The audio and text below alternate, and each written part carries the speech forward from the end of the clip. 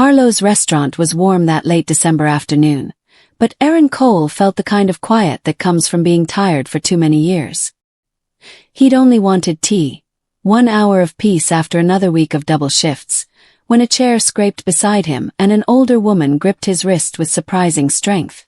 "Please," she whispered, breath shaking. "Pretend you're my daughter's fiancé. Just for today." Aaron froze. Her eyes were wet, desperate, locked on the corner table where a well-dressed family laughed a little too loudly. A woman, Clare, sat among them, shoulders tight, face still as relatives fired questions meant to wound. "She can't fight them alone anymore," the woman murmured. "Give her 1 hour where she isn't someone they can tear apart." Aaron should have said no. He didn't know them, didn't belong in a place built for people with softer lives. But something in Clare's eyes, quiet, exhausted, refusing to break, hit the same place in him that had survived grief, judgment, and raising a daughter on his own. And in that moment, the lie he hadn't spoken yet began to change everything. What he does next will rewrite all 3 of their lives. Stay with the story, and subscribe to Canada's Heartfelt Tales for more powerful moments like this. The scrape of Margaret's chair was still echoing in Aaron's ears when he rose from his corner table. The room felt smaller suddenly, as though every chandelier in Harlow's leaned closer to witness whatever he was about to step into. When he followed Margaret toward the long family table, a dozen pairs of eyes flicked upward, measuring him before he even opened his mouth. Clare looked up last. Her confusion was subtle, but it carved a quiet tremor through her posture, like she'd been pushed into a spotlight she never asked for. Margaret's voice was calm, almost deceptively light. "Everyone," she said. "This is Aaron, Clare's fiancé." The clatter of utensils halted mid-air. Even the waitstaff paused between steps. Clare's breath caught audibly, but her mother's hand found her shoulder in a gentle but firm reassurance. Aaron stepped forward, offering a smile he hoped didn't betray the unease crawling beneath his ribs. Clare accepted his extended hand, her fingers cool, her pulse quick beneath the surface. Aunt Linda was the first to recover. Her pearls glinted as she turned her chin, the gears behind her eyes sharpening like a blade. "Well," she said, "isn't this unexpected?" She lifted her wine glass. "And how long have you two been hiding this grand secret?" Aaron could feel Clare's hand tense in his. Something in him tightened too, an indignation he didn't fully understand yet. He answered evenly, "A few months." He felt Clare's breath brush his arm as she nodded beside him. It was a small gesture, barely noticeable, but it anchored him. The table shifted, conversations blooming again, though now threaded with scrutiny. Each question was a needle carefully aimed. Where did he work? How did they meet? What were his future plans? Their tone wasn't curiosity. It was an audit, conducted by people who believed themselves the board of Clare's life. When one cousin leaned forward and asked, "So which firm do you manage?" the implication was sharp enough to draw blood. Aaron didn't flinch.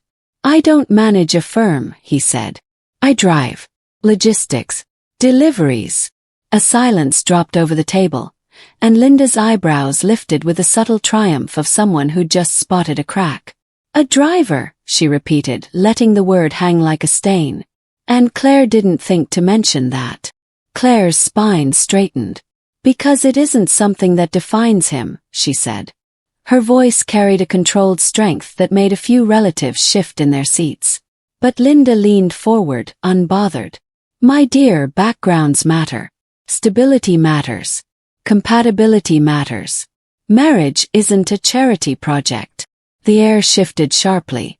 Clare clenched her napkin in her lap, but before she could speak, Aaron addressed Linda directly.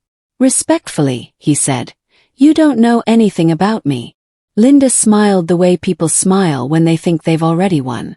"But I know what you're not." The table went silent again. Margaret inhaled sharply, as if preparing to intervene, but Clare beat her to it. "Enough," she said, her voice clear and cutting. "Not tonight." But Linda wasn't finished. People like her rarely stopped when they sensed their words could draw blood.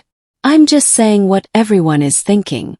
We have a daughter nearing 40 who's never introduced us to anyone, and suddenly she appears with—" She gestured at Aaron dismissively. "This." Aaron felt his jaw tighten. He'd been judged before. By clients, by strangers, by people who assumed a man with calloused hands must not have dreams of his own, but seeing Clare shrink beneath the weight of her family's scrutiny struck something deeper. He leaned closer to her, lowering his voice. "Do you want to leave?" Clare's lips parted, relief flickering across her face like a fragile light. But just as she nodded, Linda raised her voice. "If only your father were here," she said dramatically. "He'd never allow you to settle like this." It happened in an instant. Clare's composure cracked, her chair scraping back. "You don't get to use Dad to shame me," she said, her voice trembling. "He spent his whole life teaching me I never had to earn love by impressing people." The table froze. Someone muttered that she was overreacting. Another whispered that she must be hormonal. The room began to tilt toward mockery, toward that familiar undertow that had dragged Clare through every holiday gathering for years. And all at once, Aaron understood the full weight of the plea Margaret had whispered at his table. He stood, placing his hand gently over Clare's. "We're done here," he said. "She doesn't owe any of you an explanation." Linda scoffed. "Who do you think you are?" "Someone who sees her," Aaron answered. "Something you haven't bothered to do in years." The tension snapped like a wire pulled too tight. Clare exhaled shakily, letting herself be guided out of the room. Margaret rose too, shooting her sister a glare that held years of unspoken resentment. "You crossed a line tonight," she said. "And you will regret it." Outside in the crisp night air, Clare trembled, not from cold but from the adrenaline of everything she'd kept buried. Aaron draped his jacket around her shoulders. She looked up at him, eyes glossy with a mixture of gratitude and fear. "They'll tear me apart for this," she whispered. "Not if I'm beside you," he said.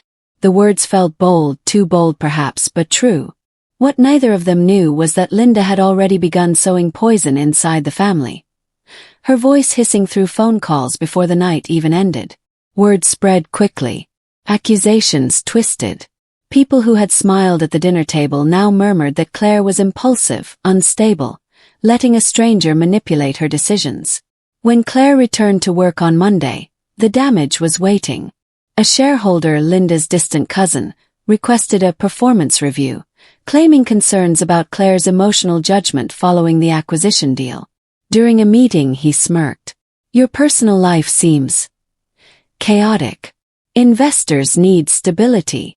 Clare's jaw tightened. "My personal life has nothing to do with the acquisition. Everything is connected," he said with a smugness that reeked of backroom collusion. "Perception matters." But Clare didn't crumble. Not this time. She walked out of the room, called her legal team, and by the end of the week, the board received a formal request for a misconduct investigation into both the shareholder and Linda's interference. That night she called Aaron. Her voice was steady but raw. "They're trying to strip away everything I've built. Because I didn't bend for them." Aaron listened quietly, then said, "Then we fight back. Together." Their battle unfolded slowly, threaded through late-night conversations, strategy meetings, and moments where doubt crept in like winter fog. But each time Clare faltered, Aaron reminded her of the strength she had long before he ever walked into her life. 3 weeks later, the board meeting was packed. Linda had shown up, confident, prepared to watch her niece's downfall. She wore triumph like a perfume. But triumph turned sour fast. Clare entered with documents, emails, recorded conversations, statements from colleagues and relatives who had grown tired of Linda's manipulation. One by one, the truths unfurled.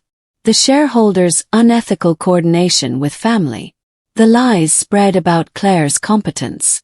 The attempts to undermine her leadership for personal satisfaction. The more evidence surfaced, the paler Linda became. Her polished confidence cracked under the weight of her own words projected on a screen for the room to witness. Murmurs rippled through the board. Disgust. Vindication. When the vote came, it was swift. The shareholder was removed. Linda was banned from entering corporate premises. And a formal complaint was filed barring her from any further contact with company affairs. Linda stood, trembling with rage. "You ungrateful girl," she spat. "Everything I've ever done was for this family." Clare met her gaze with a calm she had earned through fire. "You confuse control with care," she said. "And the price of hurting people is finally yours to pay." Security escorted Linda out as she shouted empty threats into the hallway, her voice fading behind the closing doors. Aaron watched from the back of the room, pride swelling in him, not because Clare had won, but because she had stood tall for herself. As the room emptied, Clare walked to him slowly. "It's over," she said. "Not yet," he replied gently. "There's something waiting for you outside." When they stepped into the lobby, Margaret stood there, holding a small wrapped box. Tears filled her eyes as she handed it to her daughter. Inside was a locket, her father's. "He'd be proud of you," Margaret whispered. "You chose yourself today." Clare closed her eyes, pressing the locket to her chest, letting the moment wash over her. Aaron moved closer, not touching her yet, simply sharing the space with her. When she looked up, her voice was soft. "I'm not done rebuilding." Aaron smiled. "Good. I'm not done standing beside you." The storm had passed, but its echo left something stronger behind, a beginning shaped not by fear, but by truth. And far behind them, somewhere down the hall, Linda sat alone in a visitor's chair, security badge revoked, reputation shredded, power stripped away, forced to watch the world move on without her. What Linda does next, and how far she'll go to claw back the control she's just lost, becomes the turning point that no one, especially Aaron, sees coming. When the last board member stepped out and the glass doors closed, Aaron and Clare remained in the quiet hallway. The storm behind them had shifted something deeper than a corporate vote. Clare looked lighter, not untouched by what had happened, but steadier, as if the ground beneath her feet finally belonged to her. Aaron watched her slip her father's locket into her coat, fingers brushing the metal with a tenderness he hadn't seen before. She didn't speak right away. She didn't need to. For the first time since they met, she wasn't bracing herself for the next blow. And Aaron realized he wasn't hiding anymore either. He wasn't the man who believed he had to shrink to fit beside her.